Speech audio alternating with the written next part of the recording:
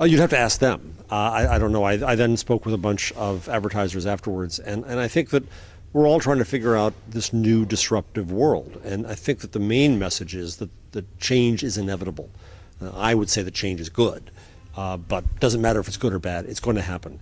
And so we have to rethink entirely who we are. We have to imagine that we're some kid in a garage somewhere that's seeing new value and disrupting us, and figure that out. And so I did hear that from the group, that they're grappling with how to be disruptively forward-thinking. Certainly the Dutch market is different from the U.S., and that means the Dutch audience and their concerns and interests are going to be different. And we Americans, of course, think the whole world is like us, and we discover to our shock when that's not true. But in the media world, for example, local newspapers in the U.S., because we're so big, became monopolies and operated, one-off, and became hugely powerful, very rich, served the audience in a certain way. Here in the Dutch market and across European markets, you have countries where you have long had strong national brands, and that's different. We need more local coverage because we have more local government than European countries have. The size of the country is different. All these things are certainly different, but what is universal is the internet and the dynamics of the internet. And I think that we're heading to a world where we're going to operate more on the culture of the internet than on the culture of our own countries. And so it doesn't mean that just because you're in India and print papers are still selling, that the internet is meaningless to you. It certainly has an impact there. It doesn't mean that here in European countries that just because the schedule is different for what's happening to print media, that it's not going to happen here. It means that the internet is going to come in and change everything. Well, as we talk right now, Egypt is going into the midst of its revolution. And I saw the Google employee who was just released on CNN this morning talking about how they're going to get their country back. And I think that this is a heady and amazing time. Now, there's been an argument as to how much these internet tools, Twitter and Facebook and Google and such, deserve credit for the changes we've seen and the revolutions that have started. The argument was after Iran, there was no Twitter revolution, it didn't happen. Well, but there still was something to pay attention to. There were still voices who could be heard for the first time. There were still new links to the outside world that didn't exist before. And with WikiLeaks added in, it had huge impact in Tunisia, and now it's having huge impact in Egypt. And so I said on the stage here at MWG that I had thought in that horrible Western American way of mine that the advances in the new open society would come first at countries like mine that are very advanced in technology and advanced in democracy. But I was utterly wrong, because what Egypt teaches me is that these changes are going to come where they're needed. And they're needed in Egypt, and they're now possible in Egypt where they weren't before.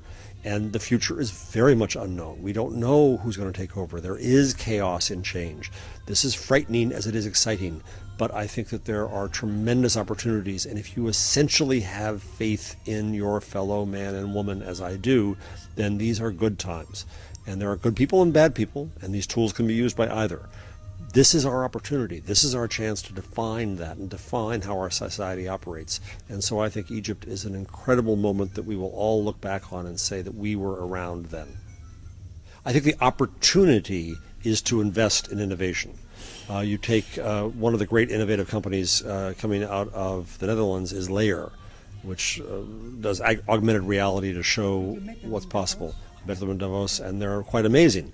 And you hear, I was asked this morning, well, what's left over for us here, us poor Dutch, when the big companies like Google come in? Well, there's a bigger opportunity than ever to innovate and invest and find a worldwide market. And so I think that countries have to have the pride and the hubris and the bravery to invest in new technologies and not copy them, not try to become the third or fourth in line, but to disrupt the American companies and disrupt the world around. There's no rule that says that the innovation is going to come from America or from the BRIC countries or from smaller countries or developing countries. It's open to everyone. Right, well, but it's, as I said this morning, I think that it's comparable to a small town anywhere in the world, where you lived in a small town, you were small, but now you can create a store that serves the entire world. You can create a technology that changes the whole world. The fact of where you are is no longer as important as it was. Certainly language matters. I'm one of those terrible Americans who speaks only 1.1 languages. And I'm very lucky that English is the 1.0 of them for me. And so, yes, there are factors, capital and language and connections. I don't deny that. But there are still huge open doors that are now open that never were before. But it takes bravery and investment. I think media have to stop defining themselves as content. That operates off an old industrial economy that says that we could control a scarcity. I own the press, you don't, And so content is that which we make. The real value in media is relationships. That's what Facebook sees and Google sees. And they're fighting over trying to learn more about us so that they can give us more relevance back. And that knowledge, those signals, are going to come from relationships. So I think media have to redefine themselves as relationship companies. Well, I think that when they hired Arianna Huffington, they hired someone who understands relationships. AOL, there was a document that was leaked a week ago with their content strategy that was rather frightening. It was very much a factory, bang out the widgets, right? Turn out more content. And there was no humanity in that. In hiring Arianna Huffington from Huffington Post, putting her in charge of content, they bring in humanity. Arianna understands the value of relationships, of the content that people who aren't in media will create, the value of friends talking about what matters to them, the value of passion, the power of the link.